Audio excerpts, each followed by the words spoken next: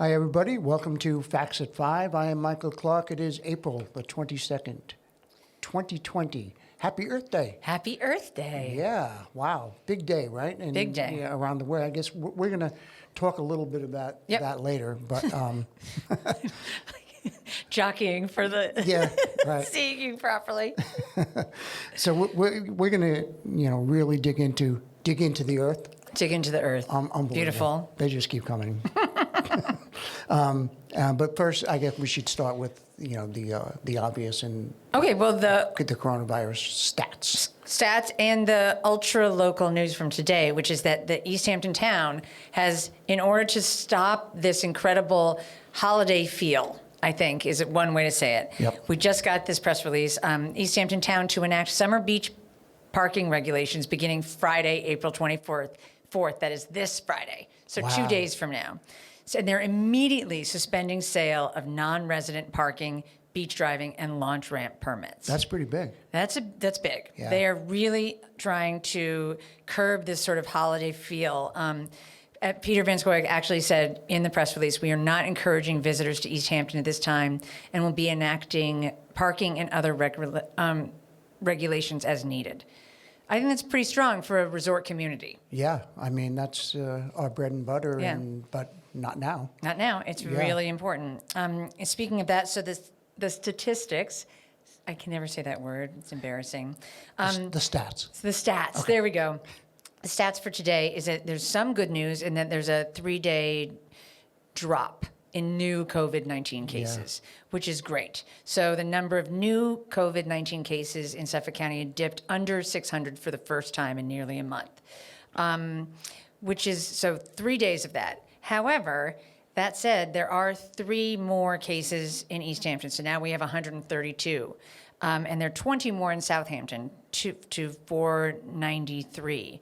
So this is not, I think it's important to be happy about the overall cases, but remember that we're still in a hot spot, that it is still really important to socially distant and be aware of that, because we do not want that to go back up. Yeah, I mean, I think there's a reason for the fact that our numbers are low Right. in the town is Right. because that everybody's done a really good job of following the regulations as much as, and how difficult it is. Right. I mean, everyday life, it's amazing, but it really, I think we deserve a lot of credit out here. For Yeah, I think people have done a good job. We've complained, and we've had shelves empty and all that type of thing, and so with the influx of people coming out here, technically, I guess it really didn't impact us as far as the coronavirus goes. Food on the shelves and those type of things. Right. It did, but it kind of worked for us. So that was good. But we're still gaining COVID cases per day. Yes. So even though that probably happened 2 weeks ago, because of the incubation period or whatever, it still is. So we don't really know what's going to happen because there's such an incubation period. Well, that's true. That's true. But I think it's a good sign, and we'll take what we can get. Sure, absolutely. So Earth Day. Earth Day. Want to get right into that? I want to get right into Earth Day. So yeah. I don't think I have anything. Yeah. Okay, so the idea of Earth Day came around this is from the 50th anniversary, obviously, and it came around it started in 1970 when Senator Nelson, a junior senator from Wisconsin, was really impacting on what was going on. You weren't around or remember those times. I was very, very tiny. But I remember, the pollution was bad, and things were, it was very, very difficult. Do you remember? I remember growing up when I was little in the 70s that people just left trash everywhere. Oh yeah, threw it out the window. You would never think about it at all. And now when I see somebody throw something out a window, it's like I'm just recoiling. But that's a change that happened. I remember watching an episode of Mad Men, and they had a picnic and then left everything. Yeah. And I was like, that is so perfectly 60s. That's exactly what you did. And so this is a big part of changing that. It is. And the students and the activists in those days, in the late 60s and early 70s, are really the one who brought this into light. Because, the senator, he was inspired by the student anti-war movement, okay, and the way they were standing up for what they believed in, and felt that that type of thing could work with the environment. And so he planned on a teach-in at the colleges and universities, and that kind of expanded into being called Earth Day. He called on an activist by the name of Dennis Hayes, who's been involved and still is to this day, to organize the teach-ins and that type of thing, and to maximize the greatest student participation by scheduling it in between spring break and Oh, wow. and Interesting. yeah, I mean, they really put a lot of thought into it, and so it inspired like 20 million Americans to do the right thing, which at the time was about 10% of the U.S. population. So that, I mean, it was a big thing, and it's expanded now into fast forward 50 years to they've already have like. I think they said it's been 1 billion people engaged in it, Wow. and so many people. But so that was 1970, 1990. They went global with it. They mobilized. So it was first in the United States, and then in 1990 they started going, worldwide, and they mobilized 200 million people in 1990 in 141 different countries. Just bringing the environmentalists, creating an awareness of what's going on our Earth. We're all involved, and the Senator Nelson ended up getting the the Presidential Medal of Freedom from Bill Clinton at the time for everything that was done, and so. It's a 5,000 environmental groups in a record 184 countries, reaching out to hundreds of millions of people. This in the new millennium now. The Earth Day built both global and local conversations, leveraging the power of the internet to organize activists around the world. Wow. So and really they've jumped into it, and it really hasn't lost steam at all. And it's a day that we know. We know. I mean, that April 22nd is Earth Day, almost like a holiday that you know the date for, which is amazing. That said, there's two things actually. One is that we had PSAs that people submitted PSAs to LTV. Right. So, and I think we're playing them throughout the day, and they're definitely on our YouTube page and maybe VOD. So we've been playing that. And the other is that we have some environmental warriors in town who do a lot of the picking up of the garbage. We were talking recently about the people taking off their gloves and leaving them in the Big problem. in the parking lot or whatever. And we have people like Del Cullum and Brian, I can't think of his last name. Brian Downing, yeah. Who are going to the beaches and picking things up. We were supposed to have the Amagansett Preservation Society, Amagansett Life Saving was supposed to have a day today where they were going to go pick up stuff on the beach, but they can't because of the social distancing. But there are people out there who are picking up your garbage. Everybody needs to take care of their garbage. And also, I think that one of the most interesting things for me right now to think about is the amount that you use. Yes. Because it isn't just about what you're throwing away, it's the consumption. Yeah. Which I think is going to be the next thing, in my opinion. Not a fact. Yeah. Opinions at 5. Yeah. That's what it's turning into. So no, but that's really a great point, because now, and of course, in this year, right now we're in a whole different situation. Before it was people taking it to the streets and rallying it and getting into the whole Earth Day movement. But so now it's done at home, and so I was on the Earth Day website, which is great, earthday.org, and there's a lot of different things that you can do in staying at home that still can impact the environment in a very big way. Like, and some people are already doing it, not even knowing that they're doing it. Like, people are spending so much time at home. It's like, oh, finally I got to rearrange that drawer that I've been looking, and but it all fits in. Like, if you're going through your clothes, for example, you're going through those, you push those jeans to the back of the drawer and say, someday I'll get into those. And, someday I will, Michael. Is that at me? But, Maybe not soon. Not during the pandemic, anyway. Not during a quarantine. Yeah, but people are doing that, and then they're then saying, you know what, I'm just going to get rid of these, and instead of going, they're giving them, and it's like Bess Rattray's The exchange, yeah. Yeah, and just people just giving and giving away that stuff, and that's all part of it. Because then you're not buying new stuff. Right. It's Right. it's how if you think about it, that's what we did 150 years ago. Oh, sure. You used everything. Yeah. Yeah. No. Right. You had flour sacks that were printed so you could make them into dresses. And we're so far from that now. Yeah. I mean, something as simple as reading a book, as opposed to streaming a thing. Right. You know, I know that we're all into that, but reading is like streaming actually impacts. You know, what do they say? It's a sorry, it emits carbon. You know, that's who knew? And so you know, these are things that, you know, just pick up a book, you know, Right. and then recycle that book, give it to somebody else.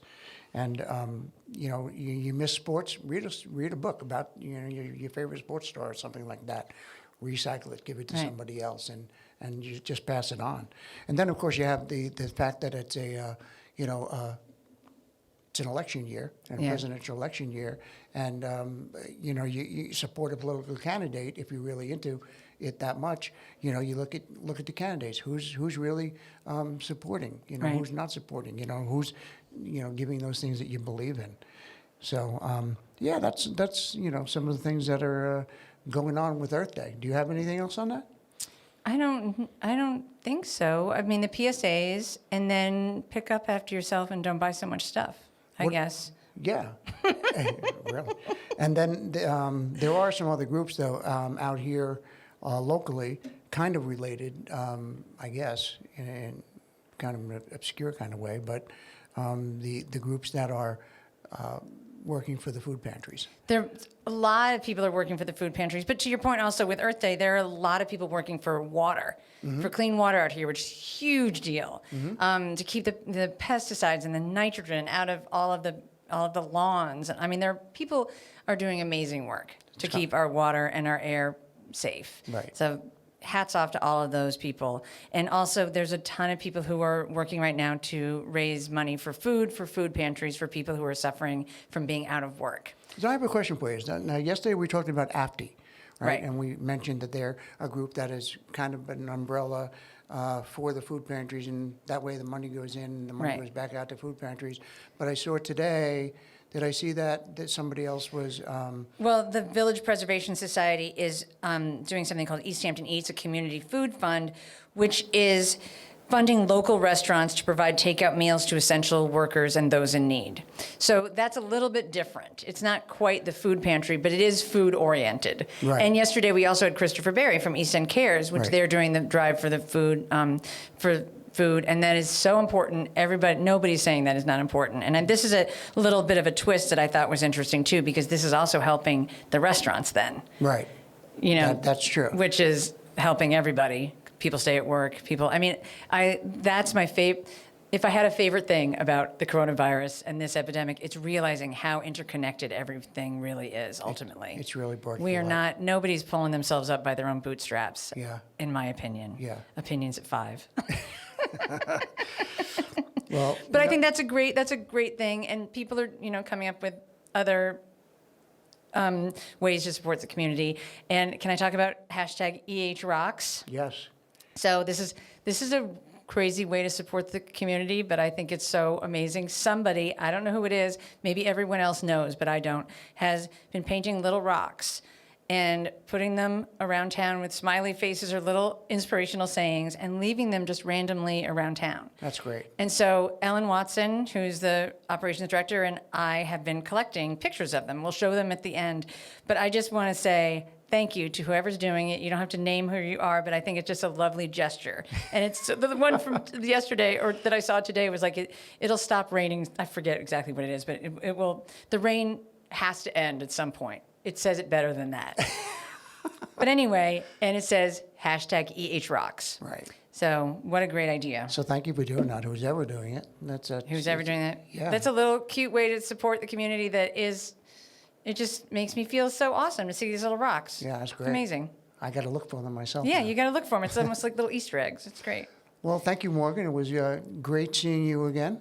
Don't forget, Yes, we have a new sponsor. that's right. For Facts at 5. Go ahead. It's all yours. So we want to thank Soundcraft excuse me, I keep saying this because of craft services, Sound Aircraft Services for helping to support Facts at 5. And if you want to also help support Facts at 5 or in general LTV, please email facts@ltveh.org or contact Michael. Yeah, thanks. Have a good night, everybody.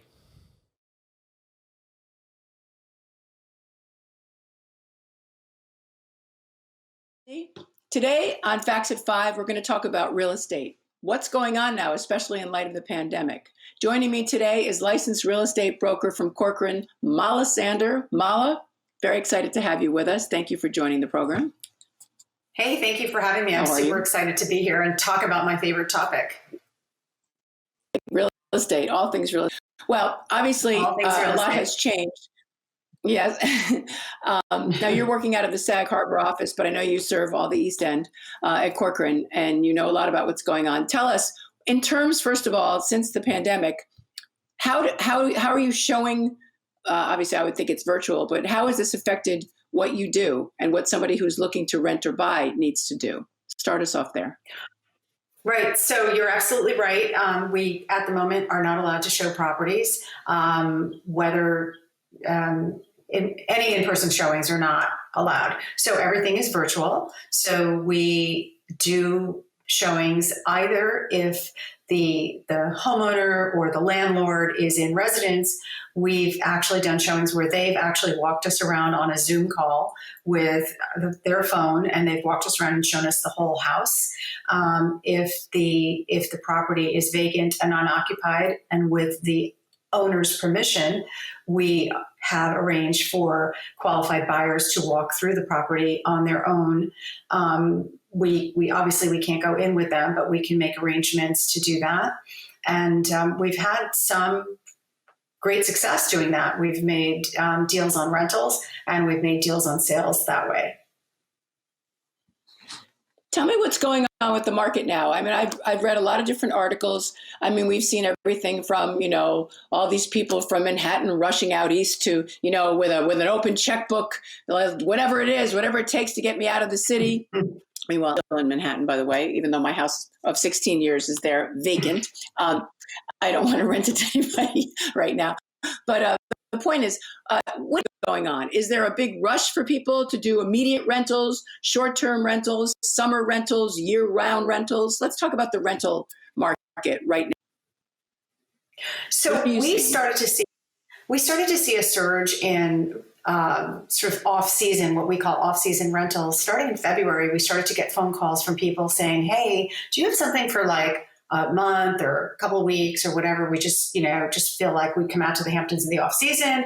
It'll be a nice deal. The pricing is good. It's always, fairly inexpensive to rent out here.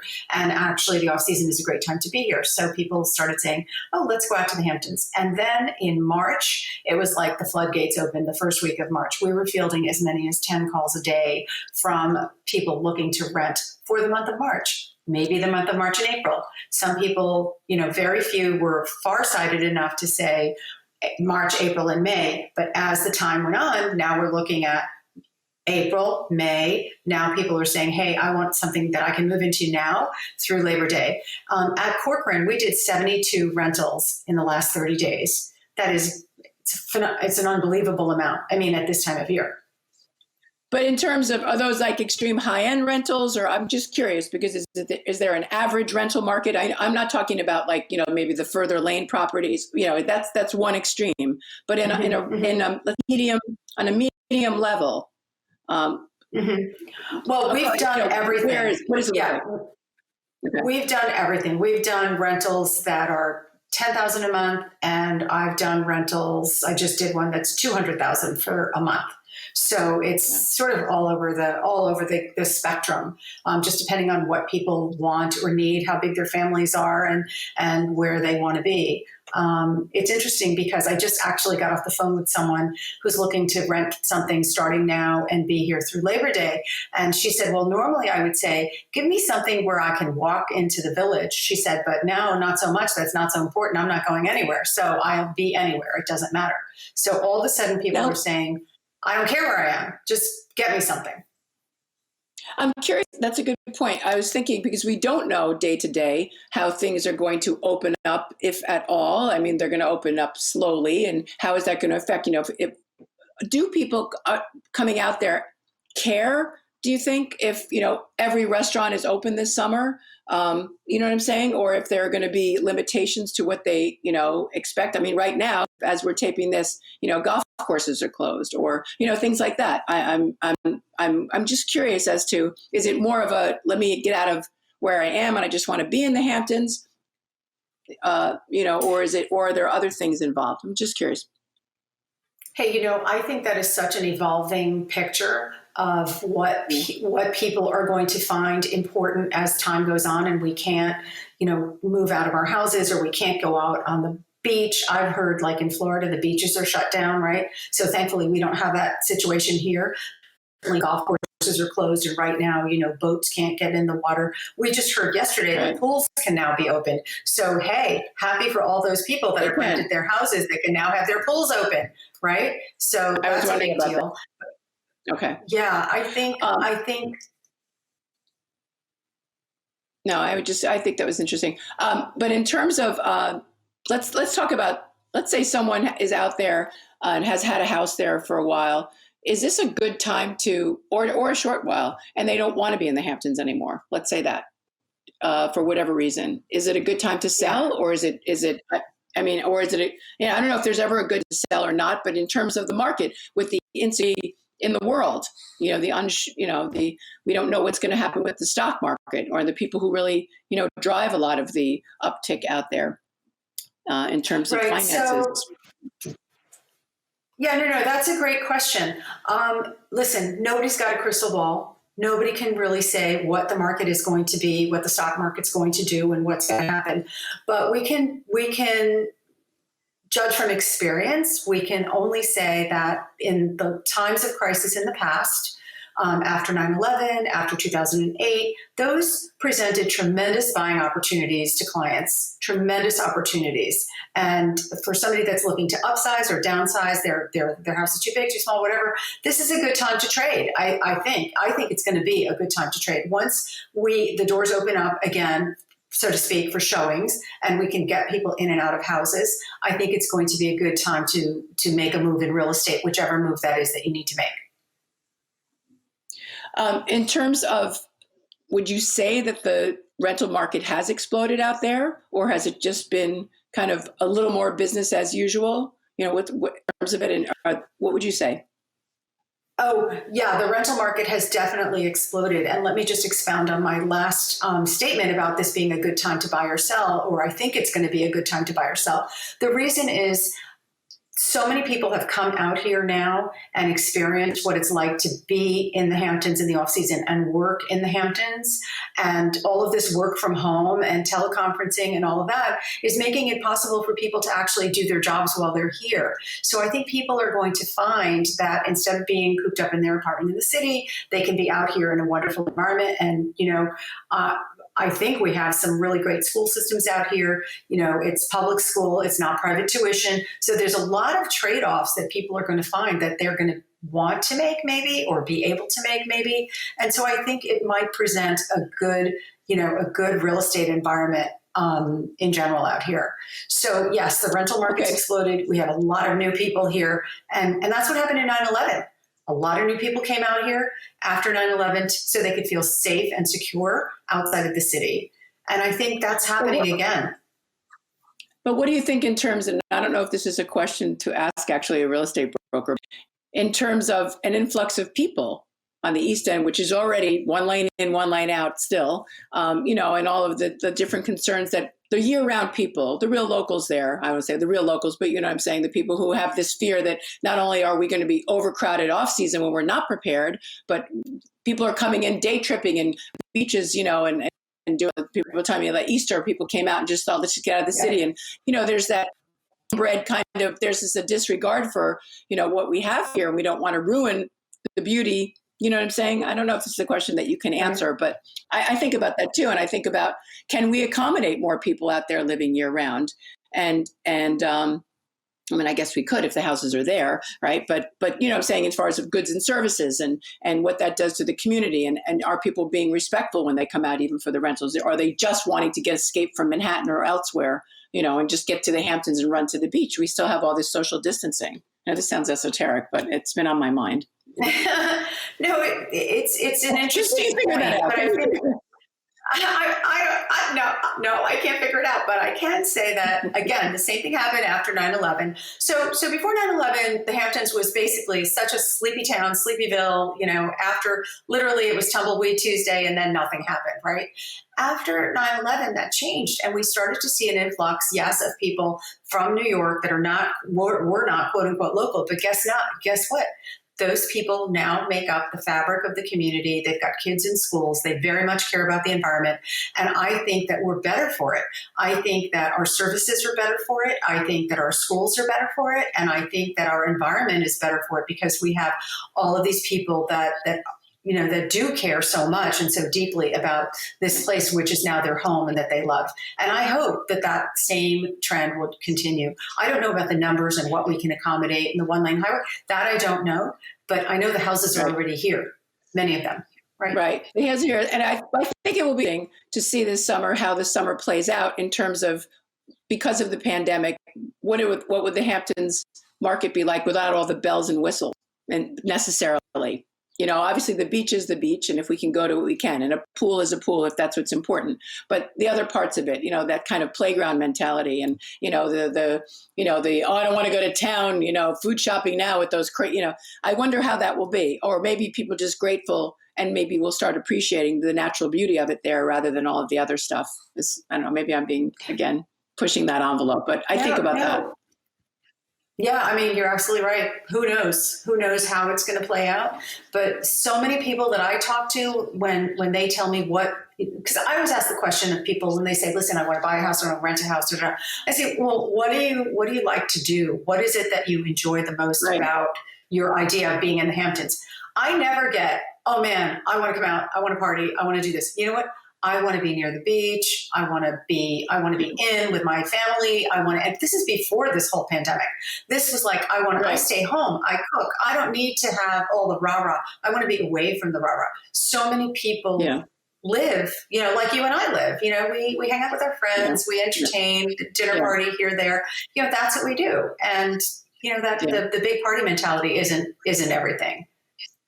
Yeah, I think that's an interesting point. So in terms of the market, one more time, would you say that before the pandemic, because I do read things that the end of the quarter in 2019 was slow.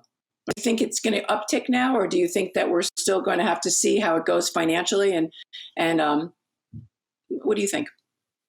So my perspective on that is yes. Now, 2019 was a very quiet year. 2018 was quiet. 2019 was quiet. But sort of like towards the end of 2019, like I'm going to say November, December, all of a sudden it got super busy. And many of us went into 2020 with the biggest, best year that we had to for years. And it was really super busy. Right. I and my team and many of my colleagues that I've spoken to, it had great successes in the beginning. I mean, in terms of sales and some rentals at that point. Now, what happened was those sales are now closed in March and April. I'm still closing some deals right now that were made back then. So it was super busy. It was super busy for everyone. And all of a sudden, March came and you know what happened? Like things got quiet, but then the rental market exploded. The rental market exploded. Yeah. Yeah. So 2020 started off with a bang. Yeah. Are some people now, and then we're going to have to go, are some people wanting longer term rentals? Are they going from summer into the fall, or have you seen any of that? I've done a couple of year-round rentals. I've seen a couple of things rent year-round, definitely. But so far, I've seen the March and the April people want to extend into May and June. All those rentals get extended if they're still available. Right. And now I'm seeing people say, "Can I move in today and be here for the season?" Because I think the question mark up till now for those people has been, is school going to reopen? And that's why they didn't really make the commitment for, May and June, because they thought, well, we're going to be back in school. And now that's not going to, it doesn't look like that's happening, right? So who knows what's going to happen? I read something. Yeah, in terms of renting, I did read something that that made me pause. And in terms of the Governor Cuomo, putting this moratorium on evictions. So if I were to rent my house to someone and they, God forbid, got sick, with say coronavirus while they were at my house, I couldn't technically. I don't know if I would, evict them because they're well. I thought that was an odd thing. I guess you always have to be concerned when you do rent your house for many reasons, But I thought that was interesting. No, it is interesting. The rental laws have changed quite a bit, and also now with the corona, it's changed quite a bit. So yeah, you have to be careful and cognizant of what you're doing if you're going to rent your house. And yes, that could be a possibility. It's something that you have to take into account and be prepared for. So if you have your house rented, for example, if you're rented already for July and you've got somebody that wants to come in for May and June, you have to think about that. Yeah. Interesting. Well, obviously the Hamptons have survived a lot, and it's always the beautiful place, I think. And hopefully everybody who's out there is respectful and enjoying it. And I hope that it's a good season as much as that can be. I know it's going to be a different year, it seems like, for everyone. But, this kind of reset is interesting. And I thank you for joining us. Is there anything to say? Thank you so much for having me. They're thinking of, yeah. Thank you, Mala. And have a great season. Be safe and well. Thank you. Mala Sander from You too. Corcoran. Stay healthy. Thank you. Take care. Bye. Bye.